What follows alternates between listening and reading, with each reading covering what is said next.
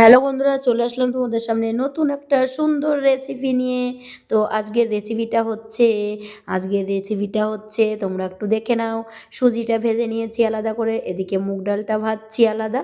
আর এবার দেখো ফোড়ন দিয়ে দেবো সর্ষের তেলের ওপরে, শুকনো ঝাল দিয়ে, কাঁচা লঙ্কা দিয়ে, আর পাঁচ ফোড়ন দিয়ে দেবো। এই যে এটা কাজটা কমপ্লিট হয়ে গেল। এবার সঙ্গে জল ঢেলে দেবো, কাঁচা জল। তো জলটা যখন একটু গরম হয়ে উঠবে, উষ্ণ উষ্ণ, তখনই আমি ডালটা ঢেলে দেব এর মধ্যে। তো ডালটা একটু যখন ফুটন্ত হয়ে যাবে, তখন কিন্তু একটু পরেই দিয়ে দেব সুজি। তো এই যে দেখো আমি সুজিটাও দিয়ে দিলাম, ভাজা সুজিটা একটা। আর সঙ্গে দেখো লবণ হলুদ তো আছেই, সেটা তো সবাই জানো তোমরা।